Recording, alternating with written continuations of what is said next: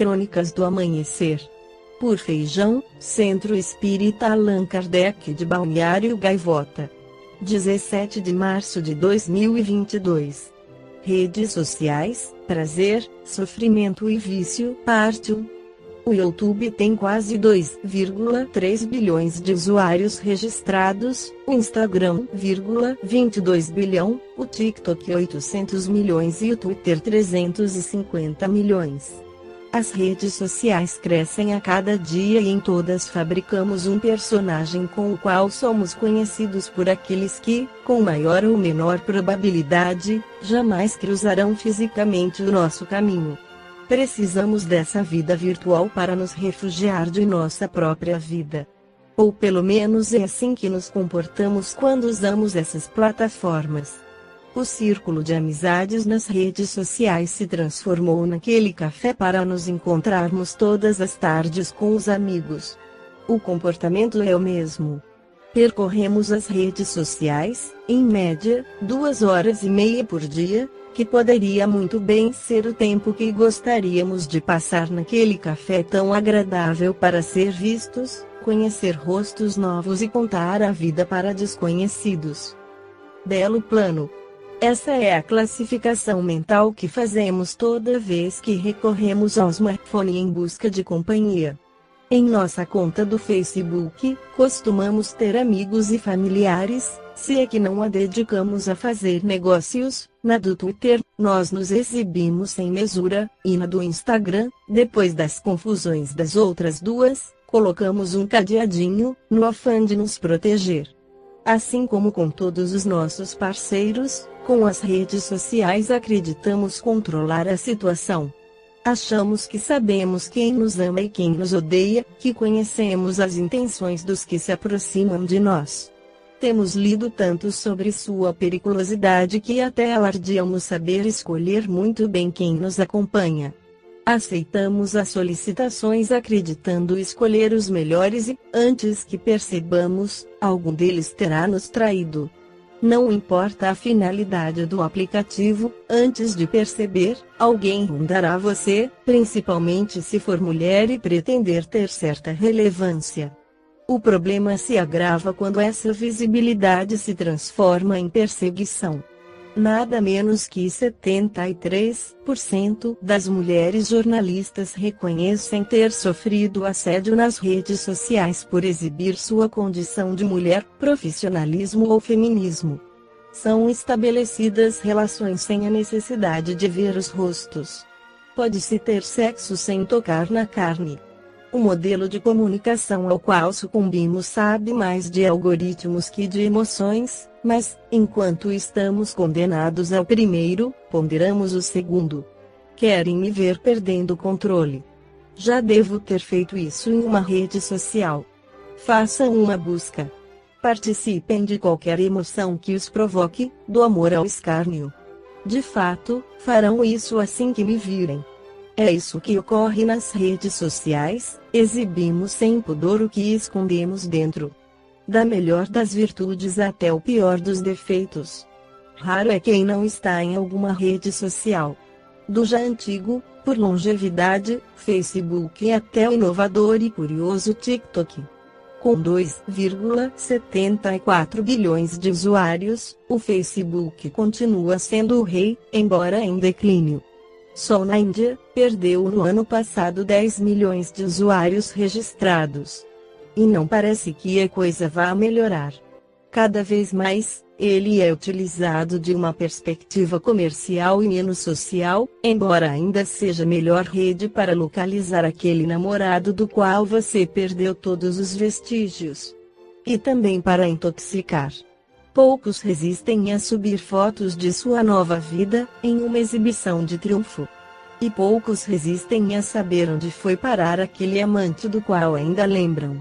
Parte do sucesso das redes sociais se deve ao fato de sermos muito fofoqueiros. Dar uma grande mancada em uma rede social e ter de abandoná-la é comum. O número de seguidores alimenta a prepotência e a soberba do dono da conta. Ele acredita ter poder. Imune impune. O linchamento também será proporcional à magnitude da relevância adquirida, as barbaridades custam caro. Essa é uma das razões, no entanto, pelas quais menos desistimos das redes.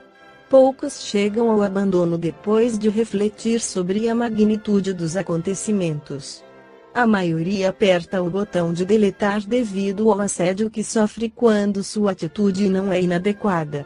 A jornalista Cristina Falaraz e o músico James Rhodes são dois exemplos de pessoas que abandonaram recentemente o Twitter precisamente pelo ódio que sua mera existência provocava.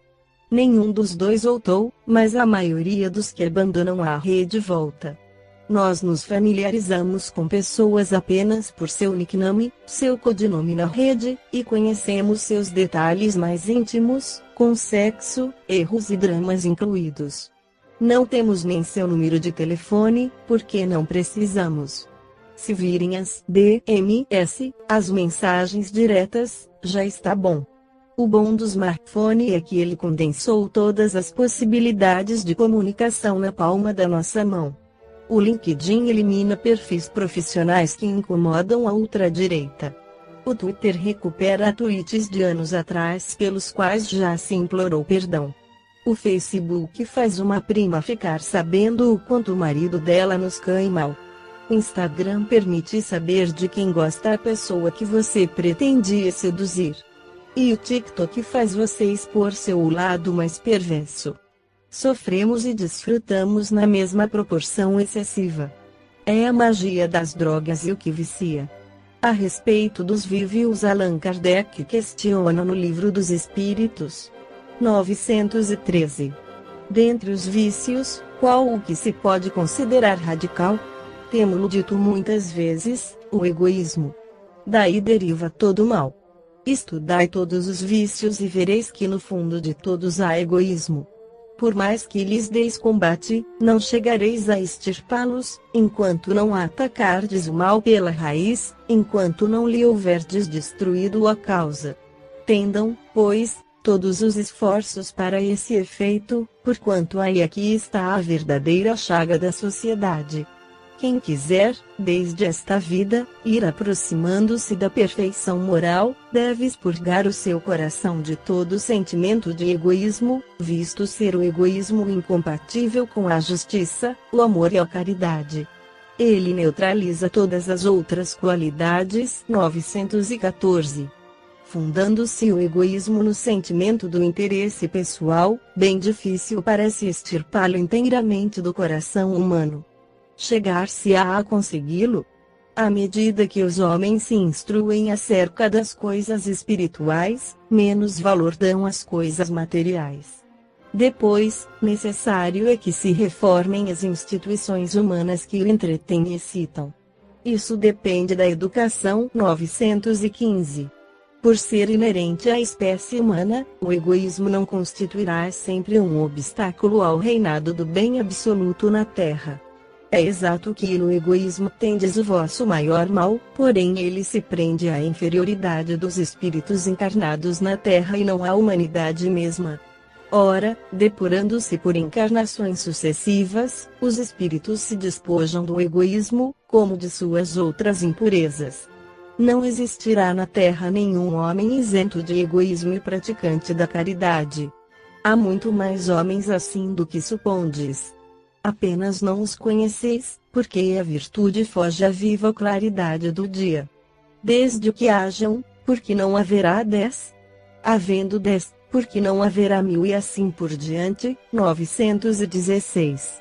Longe de diminuir, o egoísmo cresce com a civilização, que até mesmo, parece, o excita e mantém. Como poderá a causa destruir o efeito? Quanto maior é o mal, mais hediondo se torna. Era preciso que o egoísmo produzisse muito mal, para que compreensível se fizesse a necessidade de extirpá-lo. Quando se houverem despojado do egoísmo que os domina, os homens viverão como irmãos, sem se fazerem mal algum, auxiliando-se reciprocamente, impelidos pelo sentimento mútuo da solidariedade.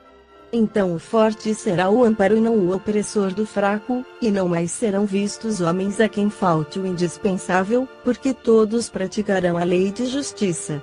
Esse é o reinado do bem, que os espíritos estão incumbidos de preparar. 917. Qual o meio de destruir-se o egoísmo? De todas as imperfeições humanas, o egoísmo é a mais difícil de desenraizar-se, porque deriva da influência da matéria, influência de que o homem, ainda muito próximo de sua origem, não pôde libertar-se, e para cuja manutenção tudo concorre, suas leis, sua organização social, sua educação.